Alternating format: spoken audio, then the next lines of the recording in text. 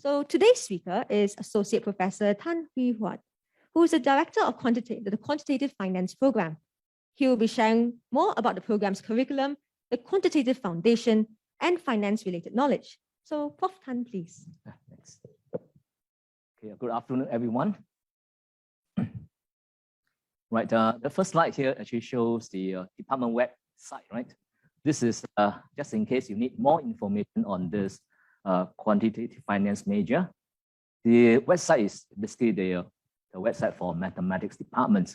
So right on top, you see the URL, http://math.nus.edu.sg. Okay, so this is, of course, the screen here shows the home page. One of the pages that flash every now and then. But can see on this page, you see actually one of the past graduate from QF major, right? He is now, he basically went on to start his own business. Now he's basically the co-founder and CFO of the company. Okay, so this will roughly give you ideas what kind of graduate of QF major will go on to become. Some of them actually done quite well in the finance industry.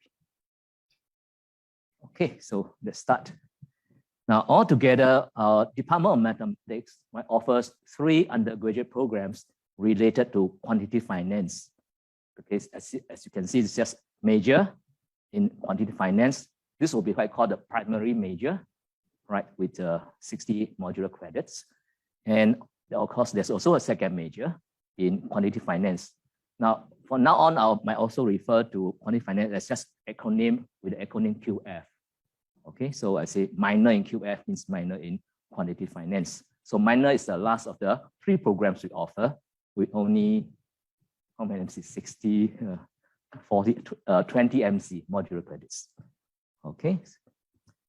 Now for all 3 programs, the admission requirements is the same, right? Just a good pass, a H2 pass. Okay, not H1, must be H2 pass or equivalent in mathematics. Okay, so you come from, say, IB background, there's some sort of equivalent matching there for a good H2 pass. Now, if you ask me what's a good H2 pass, is something like a B. Okay, a B is a good enough. Now, in case you wonder if you do not have a good H2 pass, or you don't have H2 math at all, right? Maybe you come from poly background, or maybe some international qualification that don't have the H2 equivalent, then you need to take what I call a bridging module, MA 1301. Okay, I think it's some sort of basic mathematics as a module title. Let's go on.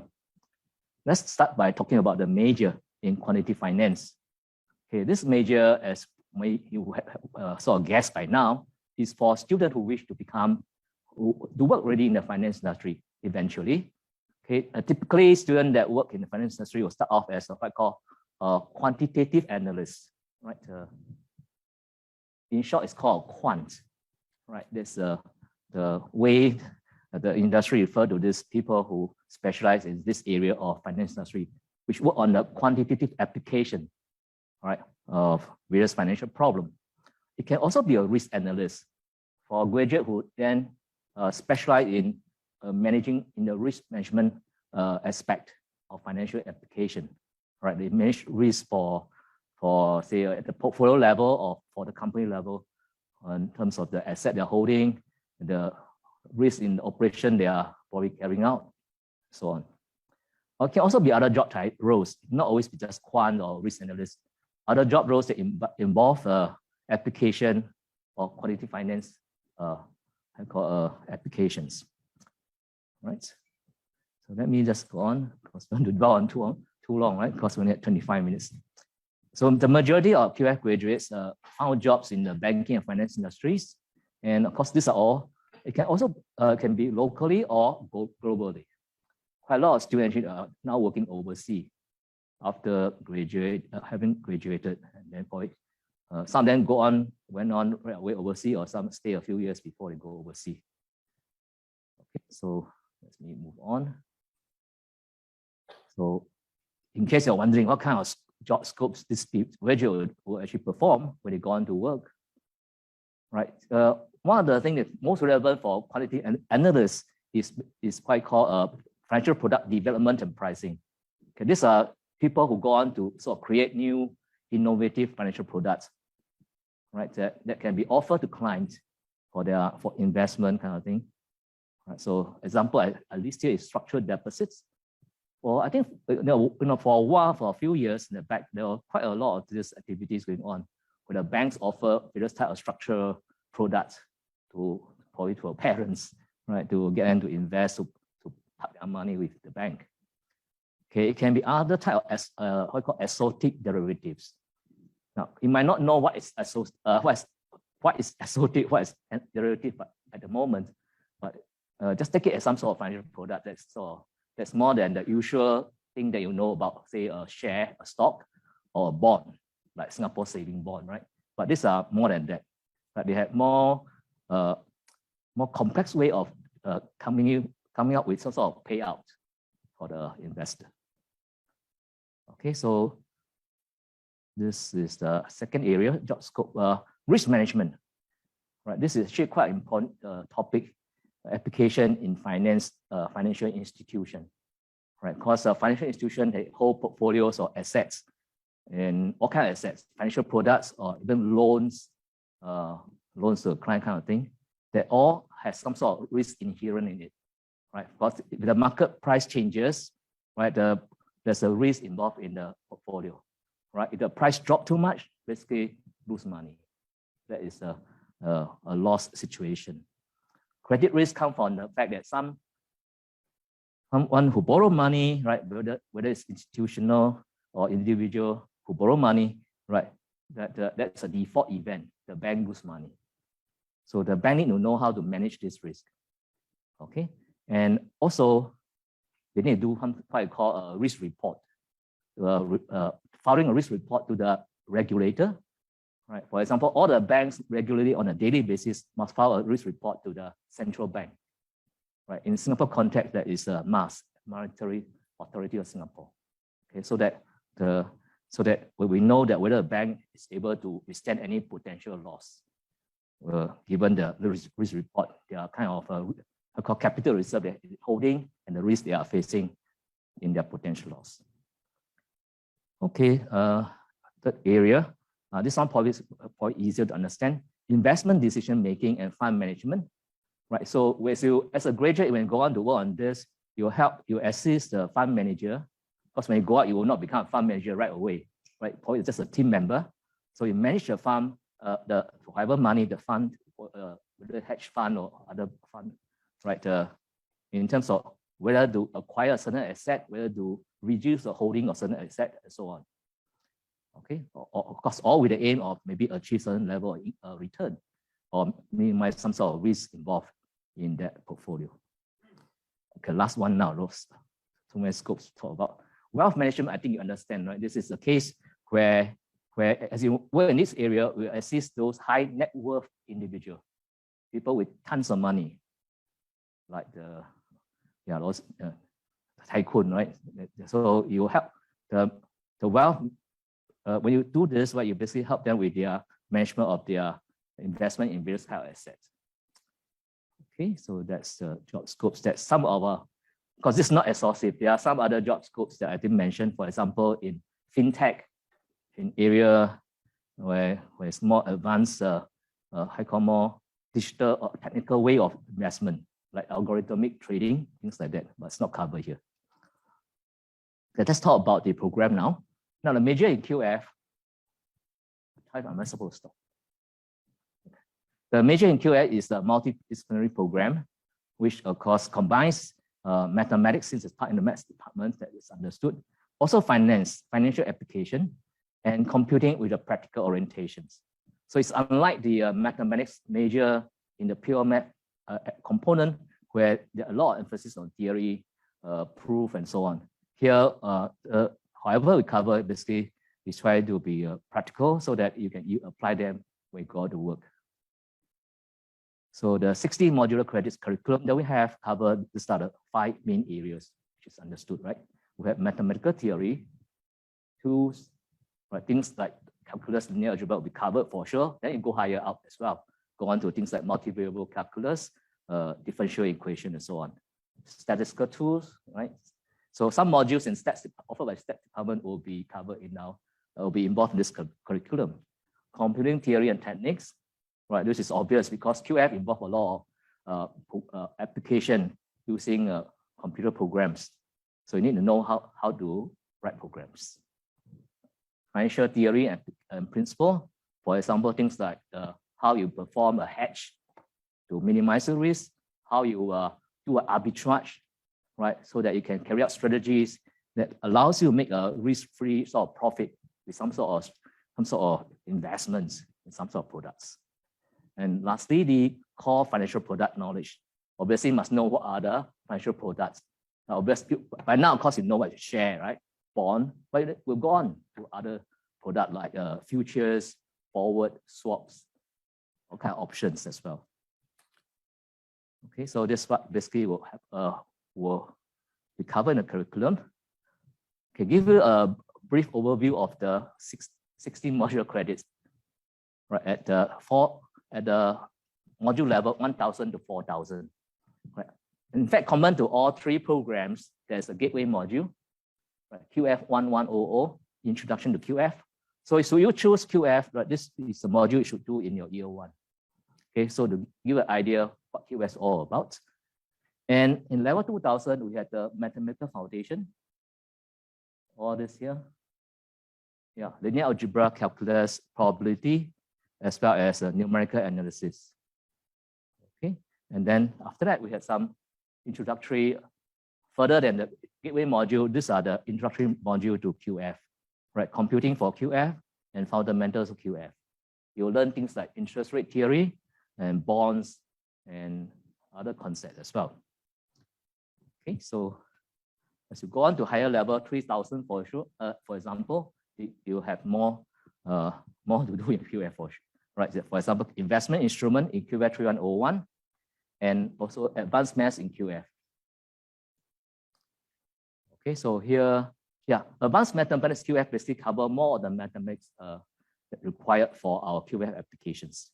Then we have our ST modules, regression analysis, right? As QF involve a lot of financial data, so stats is also quite important, right? So we need to perform regression analysis on data series as well. Now at level 4,000, we have more financial modeling and computations and mental models of financial derivatives. Here, I think you'll study things like options and the pricing of options, all kind of options at the basic as well as more exotic level. And, oh yeah, this is the project modules. This is a 4MC 1 semester project modules that we have. Now in the past, our FYP, the project module is actually 2 semester, 12 MCs. But with the CHS structure, this all reduced to just 1 semester, 4 MC. And lastly, we have the elective list. You just need to pass 1 module on the 3 here. Okay, on digital currency, like all this Bitcoin stuff, and data science in fintech and financial time series. Because if you want, you can read more than 1, right? Using your UE, unrestricted elective credits. Right, all seems to be good to have, right? But for this major, you just need to get past 1 of them. Okay, I think we can be wrapping up soon. What time do I have? 6 minutes. 10 plus, okay. Because I read that accounting times. Okay, second major in QF. Now, should you think that you really like another major, right? Maybe you really like data science or my stats or econs, right? You can take out a second major in QF, right? If you think that your future jobs involve maybe some solving problems related to finance, okay? So this second major in QF will increase your employability in jobs that require maybe additional knowledge in finance-related matters. Okay, further than the primary job functions. The second major, of course, is a reduced coverage of called workload, only 40 MCs. Right, so only 10 modules to go through, essentially a subset of the primary major. There's no project modules, and some modules become elective. Okay, so basically the same gateway module and the Maths Foundation. Okay, and because these other modules are common. You can see that QF modules that I've mentioned before are all appearing here. But now at level 3000, right, this all become elective.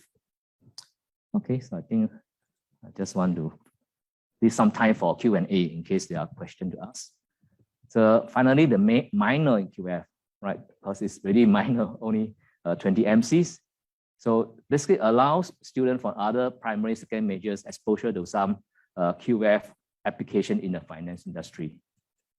And in fact, it also provides a pathway to upgrade the second major in QF. Maybe some of you want to try out QF first. So to try out QF, you can just do a minor first, because minor in QF is a subset of second major. And maybe after having done 1 or 2 modules, you like it, then upgrade to second major. Okay, so this is the 20 MC, 10 modules, 5 modules required for the minor in QF. Okay, again, you can see it's a subset of the second major in QF. I don't think I want to cover one thing here. There's a note about one of the modules. There's a MA 2301. That there's a footnote to take note, because maybe I'll just talk about it. Yeah, in case you are maybe doing a primary major in data science or stats, they want to do a minor in QF, right? You'll find that as you look closer at this module preclude basically things that you do. That is, you haven't done QF, your major in data science or stats, you find that the modules in red in linear algebra, calculus will actually preclude this guy. That means you cannot read this module. Okay, so this footnote here allows you to do it by counting those modules in those primary major as equivalent to this. That means you don't have to do this. Okay, so having done all those modules listed here, these are engineering student modules or comp science student modules or stats students modules. Okay, so having done that is equivalent to having already completed that module MA2301. So that saves some time. Actually, this comes under what we call double counting. Right? A module in your primary major can be double counted towards some module in a minor or second major. Okay, so maybe if you are not aware of this, for you to read out on that, because this double counting allows you to save time. You don't have to cover so many modules at the same time, right? Because you save some module credit for other things. I think that's all I have for this this talk. Any question regarding the programs that I covered? Yeah, so feel free to ask any questions you have, and I'll come to you with the mic. Yeah.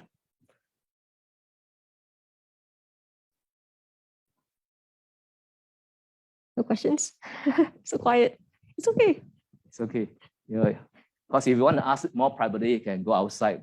The booth is up there. I'll be there to answer your questions.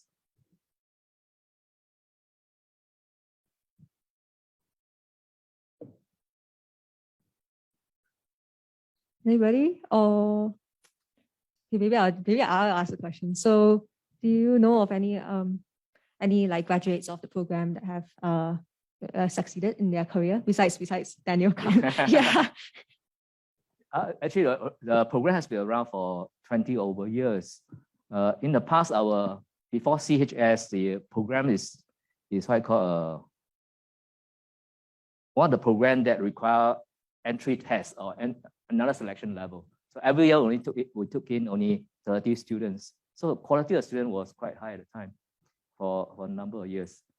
And many successful graduates. One of them go on to do PhD, right? And then he go on to start a company himself as well. I think he's now based in Shanghai, lockdown. Okay. Yeah, he's one of his companies, I think it's a hedge fund company. So there are actually many examples of the successful graduates working now in the financial industry. Cool. All right. So, anybody else have questions?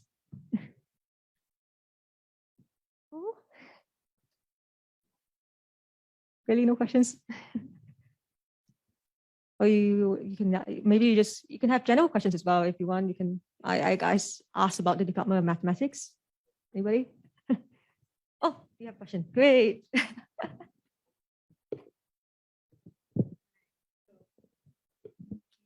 I just wanted to ask, would you say that this department of students that study QF is smaller than maybe some of like statistics or math? Would you say like less students study maybe quantitative There are less finance students studying QF. than math or statistics? Is that like true or? In the past, we only limit to 30 students per cohort. So for CHS, we have only one cohort before this one. So the number of students, I think about 50 to 60. Yeah. So I think, probably still a bit smaller than the maths stats. I'm not sure about stats though. Yeah, I think data science definitely now overpowering everyone, all other majors. So I think stats probably still quite small. Yeah. Okay, thank you. But I cannot say for sure. Right. So actually, we still have time for questions. So if anybody else has questions, feel free to ask. Oh, there we go.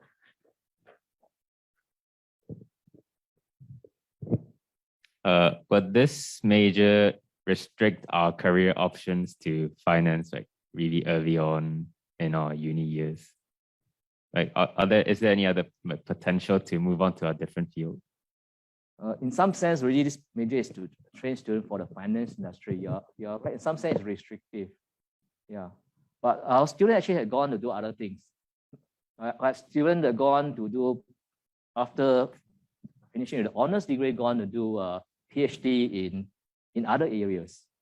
Because some of them actually do double major in something else, also meets a double degree in something else. So some of them gone to do a PhD in computer science. Some going to do I think econs or even data science. Just a few weeks ago, I written a recommendation letter for the student to study. I think a master in data science. So it's possible to mix around as you go on. But this is just a start, right? It doesn't mean that you must for sure work in QF finance industry. Right? You can go on to acquire more skills. In fact, for finance industry, right, the more skill for it's better. And if you want to really go big in the finance industry, you should go on to acquire more qualification. For example, a master or PhD in related area. Okay. Right. So more questions? Anyone? No? Oh, great. Okay. Come over. Hi, Prof. Just wanted to check because the major and the minor, just now the study plan, there was like econometrics for the minor and second major, but I realized that it's not inside the primary major for the sample study plan. Yes, some modules in the minor and second major, right, it's not in the prime major because we want to encourage students in other primary major or to take out the second major and minor. So if I put in EC module, right, so students who major in econs, right, will be able to take out the minor with more ease, because it can then say, oh, I can double count this. Because between a primary major and a minor, it can double count 2 modules. Okay, and between a primary major and a second major, it can double count 4 modules. Okay, of course, we select modules which have similar contents, can be totally unrelated. Econometrics got quite a bit of coverage in statistics. So we can sort of count it equivalent as some of the sex modules. Yeah, and then for students maybe in business schools, right, they can take out the second major in QF by also maybe double counting some of the sub-module. The fin modules are modules offered in business schools, right, on investment analysis and financial modeling. Because the modules emphasis not so much mathematical compared to ours. But as a second major, we probably don't have to be so rigorous in our requirements. Okay. Okay, so unfortunately, we have run out of time for questions for this talk. But if you still have questions, do visit this program's booth outside at the foyer. And yeah, so thank you so much to Prof. Tan. And we hope everybody here has gotten a better picture of what the quantitative finance major offers.